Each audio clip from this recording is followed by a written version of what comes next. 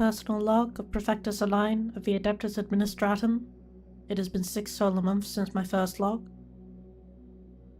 Time has become easier to read and predict, both in and out of warp space, as I have gained a feel for its flow, but it is still far from easy in and of itself. The Inquisitor and her retinue are away on an expedition, likely to a planet found within the system we are currently stationed within. I must note the air of quiet, of silent anxiety that fills the halls of the vast Indomitable upon her departure. We all expect her to return, but the fear that she may not, and the uncertainty that follows the train of thought, it is worrying. Of course, when she does return, it will not be long until I am given a report, a jumble of well-written prose that I do not quite understand, and am disturbed by the contents thereof. I suppose it is the nature of my work. I must admit apprehension, but also intrigue. In expecting these documents, to catalogue these findings, it feels dangerous, and yet I am in possession of a desire to continue. The Inquisitor returns. Who is to know how many of her retinue lost life and limb upon this mission? Well, I suppose I will know shortly, but I digress. The Inquisitor writes the reports I document personally, I am led to believe. Perfectly rendered logothic, written as a spilling forth of logical and clear consciousness, before being delivered to me via pneumatic pipe or via their servitor's hand. I have only met the Inquisitor in person twice, though I know of the exploits from the reports they give me, and I can glean personality from those details. I do not know her per se. Enter? Prefectus, I was hoping to have a word. Inquisitor, holy terror, I was not expecting to see you. Please, come in. Take a seat, if you wish, I mean. Your reverence is respectable, Prefectus, though it is wholly unnecessary. Take your seat, I have much to discuss. As you wish, Inquisitor. You know, I must say, this office is rather quaint. Cluttered, certainly, but comfortable. You seem to have made it a home for yourself and your work. Yes, thank you, Inquisitor. I try my best, though my organizational skills could always use some improvement. What was it that you wanted to discuss? The subject happens to be an object retrieved via our recent expedition to the planet of Veneer. We recovered a gem of unparalleled beauty. I wanted to know your thoughts directly on its makeup and features. A gem? What exactly is one of those again? It always surprises me how some find their knowledge lacking in the strangest of places, though I respect your question. A gem is a mineral, a precious stone with a gleam like polished stained glass. You might see them adorning the eyes of statues upon Holy Terror, though I do understand why you may think them simple glass instead of something far more valuable. I see. So this gem, as you call it, you wanted to show it to me? Correct. Here, take it. It's beautiful. Perfectly round, an all-plate spheroid. It is without fault or failure, and its purple hue is dazzling. It seems to go on forever as I stare into it. Light dancing within it reflects infinitely. Yes? I must say I thought much the same thing when I laid my own eyes upon it. But... something feels wrong. Very astute. I feel as though something insidious resides within its glassy walls. Something I know is there and yet I cannot see. Why show me this? All in good time, Prefectus. First, let me tell you of how this gem was retrieved, the circumstances of how it was found, and how it was excised. All right. Covered in a multitude of biomes and climates, Veneer was a verdant world, one of the most vibrant I have ever stepped upon.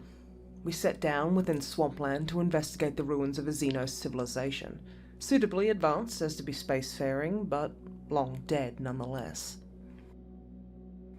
It was unclear whether the settlement had been abandoned for one amongst the stars, or if the settlement had simply died out in the decades following the emergence of the Eye of Terror.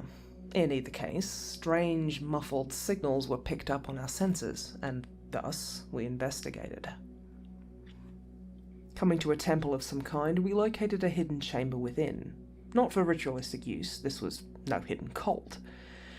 Instead, the chamber seemed to have served as a prison, and at its centre, a steel box with occult markings engraved upon its surface was found. This box was the source of the signals, or rather what was inside. The gem was the true source.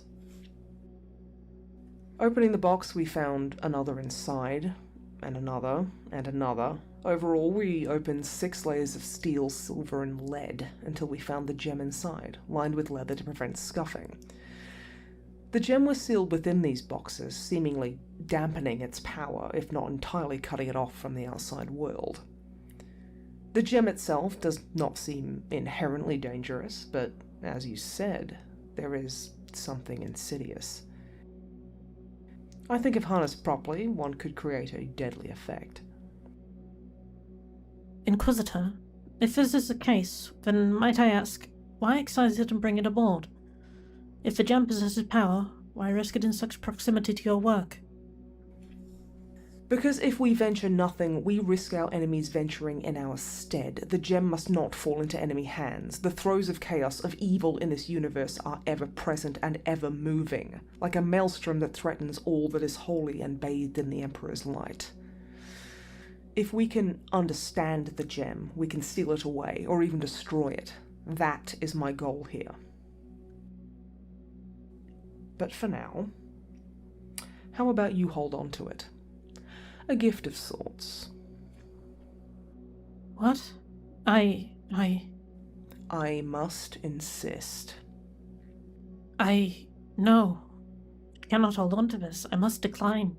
Such evil must be understood and destroyed as fast as possible. Please, take it from me. Very good. I knew you were the right person for this job the moment I met you. Pardon? A lesser person, even knowing what you know and seeing the evil within this accursed stone, would be hard-pressed to refuse an Inquisitor.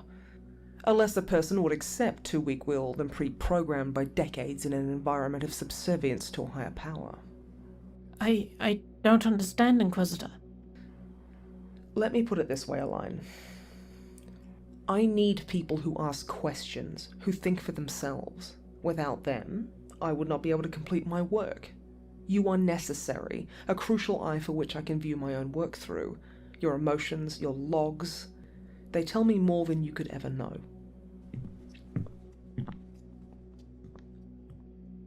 Wait, Inquisitor, please, tell me. All that you have said is well and good, but why did you choose me on Terra? Why did you select me from the hundreds of prefects that were in that hall that day?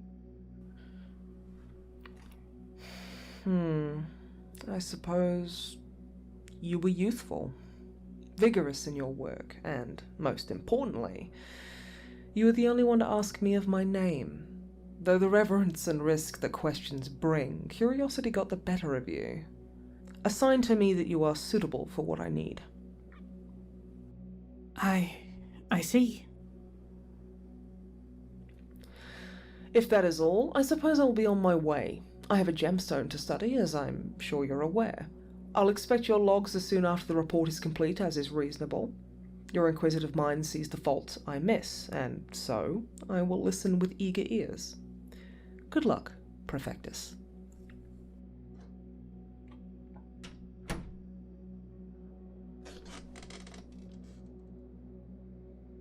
I do not know what to say, but I must continue. Personal log of Prefectus Aline. I did not realize there was a risk to my question that day. It was simple naivety that beckoned for question from my lips. I am unsure of myself. Complexities dwell within my mind of all that has occurred, but I feel renewed, invigorated. I will work to the expectations set by the Inquisitor. I will do what I find is necessary. I see my mission with clarity now, even if I am not fit for it within my own mind. I will carve out my place. I shall act with impunity, and work within the duty of the God Emperor, I shall complete my tasks with excellence. I am Prefectus Line of the Adeptus Administratum. No, of the vast Indomitable, and I shall not fail.